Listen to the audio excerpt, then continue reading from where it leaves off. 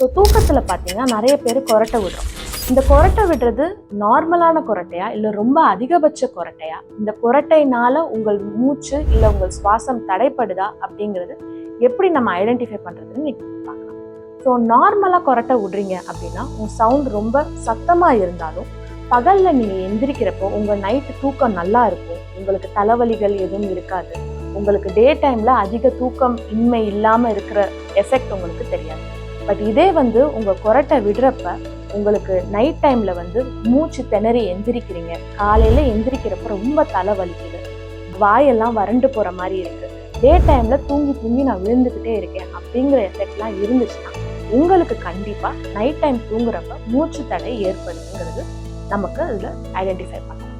So தூக்கத்தில் மூச்சு தடை ஏற்படுறதுக்கும் உங்களோட இருதயத்துக்கும் என்ன சம்மந்தம் அப்படின்னு பார்த்தீங்கன்னா, நம்ம தூங்குறப்ப நம்மளோட தொண்டையில் இருக்க எல்லா மசில்ஸ், உங்கள் நாக்கோட மசில்ஸ் எல்லாமே ரிலாக்ஸ் ஆகும். ஸோ ரிலாக்ஸ் ஆகுறப்ப என்ன ஆகும் அப்படின்னு பார்த்தீங்கன்னா, தூங்குறப்ப உங்கள் நாக்கு பின்னாடி விழுகும். ஸோ நாக்கு பின்னாடி விழுகிறப்ப என்ன ஆகுதுன்னா, உங்கள் நார்மலாக சுவாசம் எடுக்க முடியாது. ஸோ நல்ல காற்று ஆக்சிஜன் அளவும் உள்ளே போக முடியாது, கெட்ட காற்று வெளியில் வரவும் முடியாததுனால உங்கள் பாடி, அதாவது உங்கள் நுரையீரல்லேருந்து உங்கள் பிரெயினுக்கு சிக்னல் அனுப்பும், மூச்சு திணறல் ஏற்படுது அப்படிங்கிற சிக்னல் அனுப்புறப்ப நீங்கள் திடீர்னு அந்த நைட்டில் மூச்சு திணறி எந்திரிப்பீங்க. கேஸ்பிங் அப்படின்னு சொல்லுவோம், மூச்சு திணறி நைட்டில் எந்திரிக்கிறது. இது என்ன காரணம் அப்படின்னா, உங்களோட உடம்புக்கும் உங்கள் நுரையீரலுக்கும் தேவையான ஆக்சிஜன் உள்ளே போகவில்லை.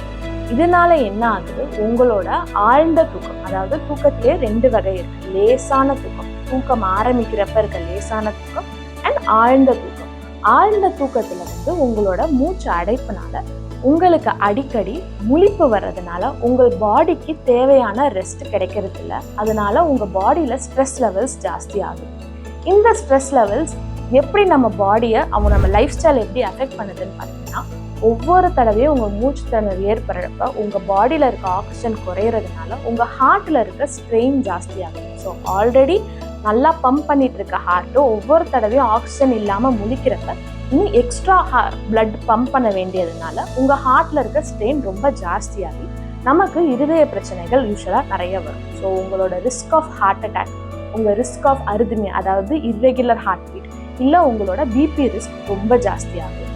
இதை தவிர பார்த்தீங்கன்னா, தூக்கமின்மை இல்லை தூக்கம் ஒழுங்கான ஆக்சிஜன் போகாததுனால உங்களுக்கு ஆல்ரெடி சுகர் லெவல்ஸ் இருந்துச்சு, சுகர் டயபெட்டிஸ் இருந்துச்சுன்னா உங்களோட சுகர் லெவல் ரொம்ப ஜாஸ்தி ஆகும்.